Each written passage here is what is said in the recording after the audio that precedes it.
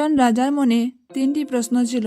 প্রথম প্রশ্ন, ভগবান একজন নাকি অনেক? দ্বিতীয় প্রশ্ন, ভগবান যদি থাকেন তাহলে তিনি কোথায় থাকেন আর ভগবানকে কিভাবে পাওয়া যাবে? তৃতীয় প্রশ্ন, ভগবান কি করেন? ওই রাজা ওনার রাজ্যে যত জ্ঞানী লোক ছিল সবাইকে এই তিনটে প্রশ্ন জিজ্ঞেস করে। ভগবান একজন নাকি অনেক?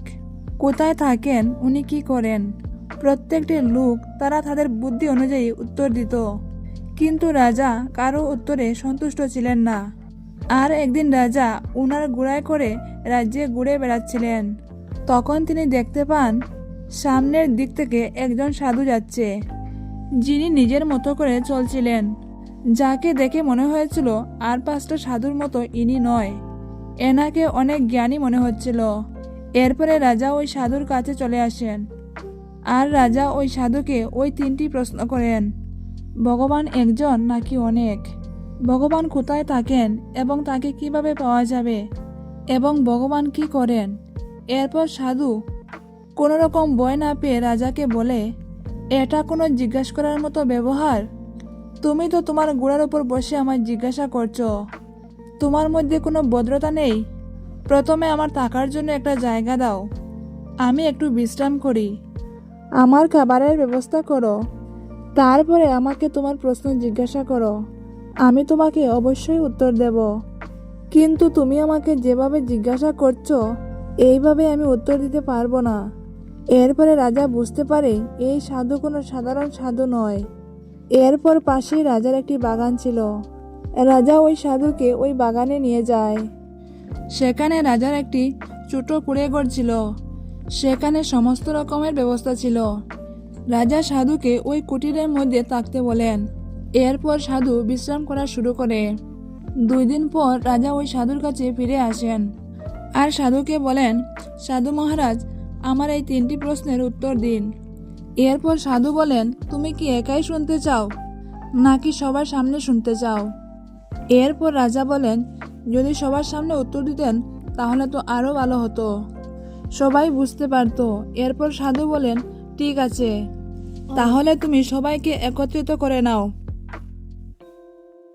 তারপর ওই রাজা বলেন, কিন্তু সাধু বাবা, 2-1 দিনের মধ্যে তো আমি সবাইকে এক জায়গায় একজোট করতে পারবো না, কারণ সবাই অনেক দূরে দূরে থাকে।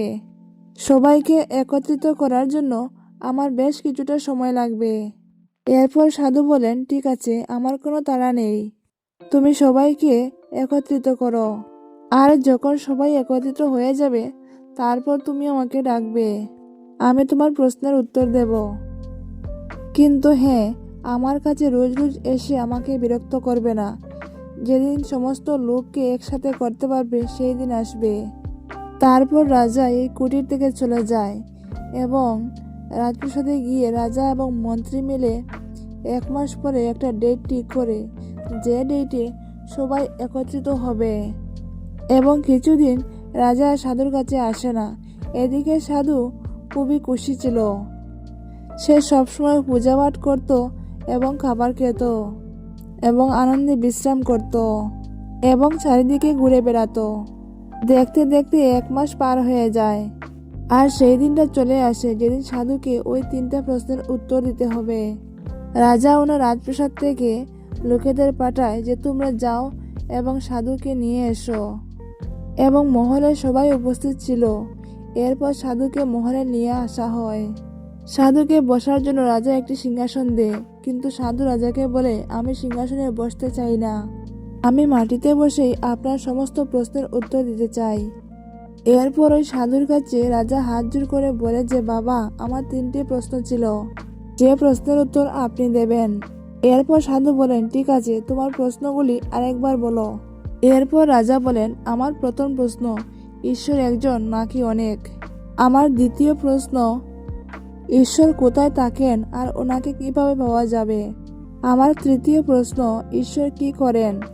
এরপর সাধু প্রথম প্রশ্নের উত্তরে বলে যে, রাজামশাই, আমি তো সাধু, আমি বেশি পড়াশোনা করিনি, আর আপনি তো অনেক পড়াশোনা জানেন, আপনি গুনতে জানেন 1, 2, 3, কিন্তু আমি তো জানি না। এরপরে সাধু বলে, রাজামশাই, আপনি এক কাজ করুন, আপনি কিছু সোনার মুদ্রা নিয়ে আসুন। আপনি গুনবেন আর আমি বলবো। এরপর একটি তালাতে করে বেশ কিছু সোনার মোহর নিয়ে আসা হয়। এরপর রাজা গোনা শুরু করে। প্রথমে একটা মোহর হাতে নে, আর রাজা বলে 1। এরপরে সাধু বলে একদম ঠিক, এবার ওই মোহরটি পাশে রেখে দাও। এরপর দ্বিতীয় মোহরটি হাতে নে আর বলে 2। এরপরে সাধু বলে যে তুমি মিথ্যা বলছো, দেখো তো তোমার হাতে কয়টা মোহর আছে, একটা কি দুটো? রাজা তখন বলেন হাতে তো একটাই আছে। এরপরে সাধু বলে তাহলে কেন দুটো বলছো? তখন রাজা বলেন আমরা তো এভাবেই গুনি। তখন সাধু বলেন এটা তো লেখা আছে, কিন্তু দেখে তোমার কি মনে হচ্ছে? তারপর রাজা বলে হ্যাঁ, হাতে তো একটাই আছে। এরপর সাধু বলেন তাহলে দুটো কেন বলছো? এরপর রাজা তৃতীয় মোহরটা হাতে নেয় আর বলে 3। তখন সাধু আবার বলেন আবার মিথ্যে বলছো, তোমার হাতে দেখো, তোমার হাতে কয়টা মোহর আছে? 3টে নয়, হাতে একটাই আছে। তবে একটা মোহর সেই একটাই, কিন্তু যখন গণা হয় তখন আমরা নিজের মতো করে প্রত্যেকটা মোহরের নাম দিয়ে দেই। এরপর রাজা বলেন ঠিকই বলেছেন, হাতে তো সবসময় একটাই আছে। আমি 3 বলি, 4 বলি বা 5 বলি, যাই বলি না কেন হাতে তো একটাই আছে। এরপর সাধু বলে একইভাবে ভগবান একজনই, যে প্রথমবার দর্শন পেয়েছে সে 1 ভেবেছে, যে দ্বিতীয়বার দর্শন করেছে সে 2 ভেবেছে, যে তৃতীয়বার দর্শন করেছে সে 3 জন ভেবে নিয়েছে, কিন্তু ভগবান একজনই। এরপর রাজা সাধুকে হাত জোড় করে বলে বাবা, এমন সমাধান আমি আর আগে পাইনি। এখন আমি মেনে নিচ্ছি যে ঈশ্বর কেবলমাত্র একজনই। এরপর রাজা বলেন এবার আমার দ্বিতীয় প্রশ্নের উত্তর দিন। ঈশ্বর কোথায় থাকেন এবং তাকে কিভাবে পাওয়া যাবে? এরপর সাধু বলেন তোমার এই প্রশ্ন শুনে আমার তো অনেক খিদে লেগে গেছে। এরপর রাজা বলেন কি খেতে চান? এরপর সাধু বলেন আমার জন্য 1 গ্লাস দুধ নিয়ে এসো।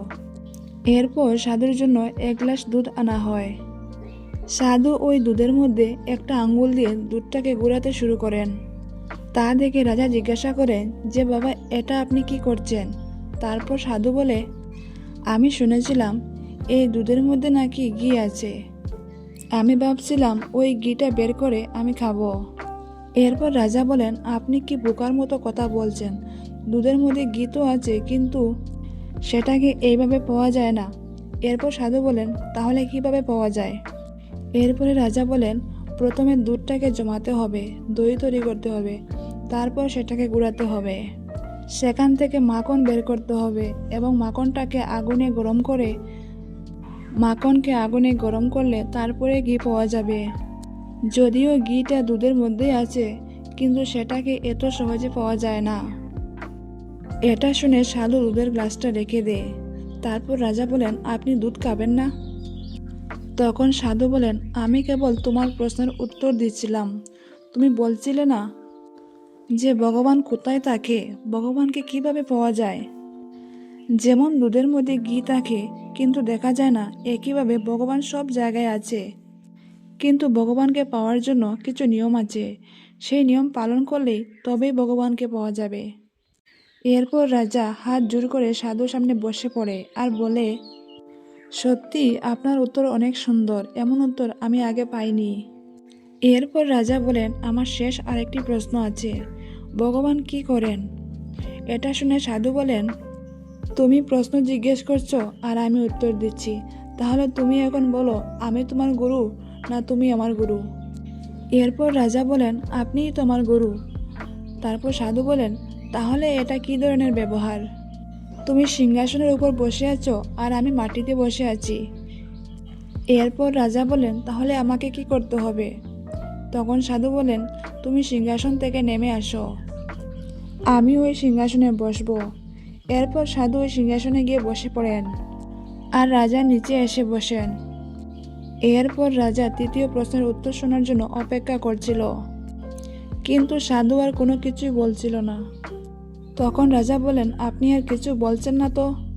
তখন সাধু বলেন ভগবান এটাই করেন, ফকিরকে রাজা করে দেন আর রাজাকে ফকির করে দেন, আর এটাই ভগবান সবসময় করে থাকেন, আর এটাই ভগবানের কাজ। প্রতিনিয়ত সবাইকে তাদের কর্ম অনুযায়ী পরিণাম দিতে থাকেন। এরপর রাজা সাধুর কাছে হাত জোড় করে বলে, আজ আমি আমার 3টি প্রশ্নের উত্তর পেয়ে গেছি। এরপর সাধু ওই রাজাকে আশীর্বাদ দেয় এবং ওই রাজ্য থেকে চলে যায়। তো বন্ধুরা, আজকের গল্পটি ছিল এইটুকু। গল্পটি যদি তোমাদের ভালো লেগে থাকে তাহলে অবশ্যই একটা লাইক করবেন, এবং যদি আমার চ্যানেল নতুন হয়ে থাকেন তাহলে সাবস্ক্রাইব করে অবশ্যই আমার পাশে থাকবেন। ভিডিওটি সম্পূর্ণরূপে দেখার জন্য অসংখ্য ধন্যবাদ।